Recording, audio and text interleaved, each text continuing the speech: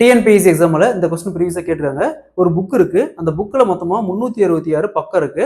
So அந்த பக்கத்துக்கு இப்போ 1ல இருந்து 366 வரைக்கும் நம்பர்ஸ் இருக்கும். ஸோ மொத்தமா எத்தனை நம்பர்ஸ் இருக்கு? இப்போ 1ல இருந்து பார்த்தீங்கன்னா 9 வரைக்கும் 9 நம்பர் இருக்கும். அதே மாதிரி 10ல பாருங்க 2 டிஜிட் இருக்கு. 11ல 2 டிஜிட். அது மாதிரி 100க்கு மேல போறப்ப 3 டிஜிட் வரும். ஸோ அந்த மாதிரி எத்தனை டிஜிட்ஸ் நம்பர் இருக்குன்னு கேட்கறாங்க.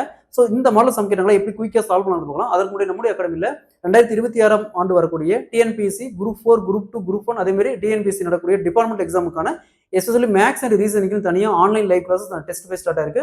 கிளாஸஸ் பற்றி வேறு ஏதாவது டீட்டெயில் வேணும்னா மேலே இருக்கிற நம்பருக்கு கான்டாக்ட் பண்ணுங்க. கொஸ்டின்ல ஒரு புக் இருக்கு. அதில் மொத்தமாக 366 பக்கம் இருக்கு.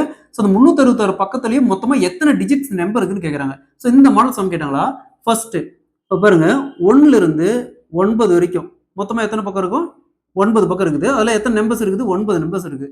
அதே மாதிரி நெக்ஸ்ட் பாருங்க 10க்கு மேல 99 வரைக்கும், அதாவது மொத்தமா இங்க எத்தனை பேஜ் இருக்குது? 9 பேஜ் இருக்குது. அதே மாதிரி 10ல இருந்து 99 வரைக்கும் மொத்தமா 90 பேஜ் இருக்கும். ஸோ பாருங்க இங்க சிங்கிள் டிஜிட் தான், ஒரு டிஜிட், அப்போ 9 நம்பர். அதே மாதிரி இங்க பாருங்க 90ல 2 டிஜிட் போகும். அப்ப 90 × 2 90 × 2 = 180 டிஜிட் இருக்கு. ஸோ அடுத்தது 99 பேஜுக்கு மேல என்ன ஆரம்பிக்கும்? 100ன்னு ஆரம்பிக்கும். 100ன்னு பேஜ் நம்பர் 100ன்னு ஆரம்பிக்கும்.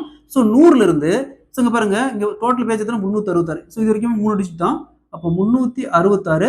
ஸோ ஆல்ரெடி இங்க ஒரு 9 பேஜ் எடுத்துட்டோம். அதே மாதிரி இங்க ஒரு 90 பேஜ், ரெண்டையும் ஆட் பண்ணுங்க, 99. ஸோ 366ல 99 போச்சுன்னா மீதி 267.